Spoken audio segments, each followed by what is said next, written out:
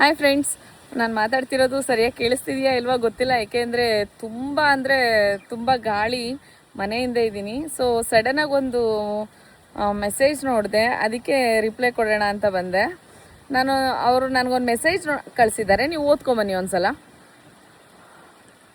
ನೋಡಿದ್ರಲ್ವಾ ಎಷ್ಟು ವಿನಯವಾಗಿ ಕೇಳಿದ್ದಾರೆ. ಆವಾಗ ನನಗೂ ರಿಪ್ಲೈ ಮಾಡೋಕ್ಕೆ ಟೈಮ್ ಇರ್ತಿತ್ತು, ಬೇಗ ರಿಪ್ಲೈ ಮಾಡ್ತಿದ್ದೆ.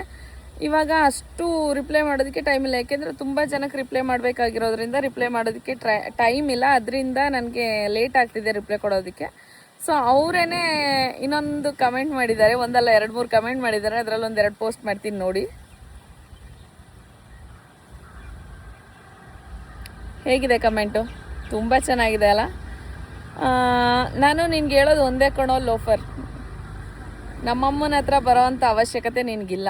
ಏಕೆಂದರೆ ನಿನ್ನ ಮನೇಲಿ ನಿಮ್ಮಮ್ಮನೂ ಇದ್ದಾಳಲ್ವ, ಹೋಗಿ ಅವಳ ಹತ್ರನೇ ಅಮ್ಮನ್ನು ಅಕ್ಕನ್ನು ಎಂತೆಂಥ ಮಾತೆಲ್ಲ ಉಪಯೋಗಿಸ್ತೀಯ ಒಂದು ಹೆಣ್ಣಿಗೆ. ಅದು ಜಸ್ಟ್ ಒಂದು ಕರೆನ್ಸಿ ಹಾಕಿಲ್ಲ ಅನ್ನೋ ಒಂದು ಕಾರಣಕ್ಕೆ.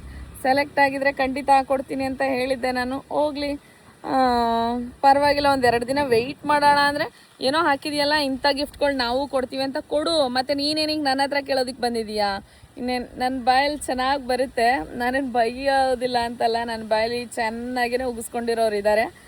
ನಿನಗೂ ಹುಗಿಬೇಕು ಅಂತಲೇ ಅನಿಸುತ್ತೆ, ಆದರೆ ಏನು ಮಾಡೋದು, ನಿಮ್ಮ ಅಪ್ಪ ಅಮ್ಮ ನಿನ್ನನ್ನು ಬೆಳೆಸಿರೋ ರೀತಿ ಅದು. ಅದಕ್ಕೆ ಒಂದು ಹೆಣ್ಣಿಗೆ ಈ ಥರ ಎಲ್ಲ ಮಾತಾಡ್ತೀಯ, ಏನೂ ಮಾಡೋಕ್ಕಾಗಲ್ಲ. ನಾನು ಹೇಳೋದು ಒಂದೇ ಮಾತು, ಇನ್ನೊಬ್ಬರು ಹೆಣ್ಮಕ್ಳ ಅಮ್ಮನ ಹತ್ರ ಹೋಗೋರು ಫಸ್ಟು ನಿಮ್ಮ ಅಮ್ಮನ ಹತ್ರ ಹೋಗಿ, ಆಮೇಲೆ ಇನ್ನೊಬ್ಬರು ಹೆಣ್ಮಕ್ಳು ಅಮ್ಮಂದಿರ ಬಗ್ಗೆ ಮಾತಾಡಿ. ಅಷ್ಟೇ ನಾನು ಕೇಳ್ಕೊಳ್ಳೋದು. ದಯವಿಟ್ಟು ಅಮ್ಮನ ಅನ್ನೋರೆಲ್ಲ ನಿಮ್ಮ ಅಮ್ಮನ ಹತ್ರ ಹೋಗಿ, ಅಷ್ಟೇ ನಾನು ಕೇಳ್ಕೊಳ್ಳೋದು.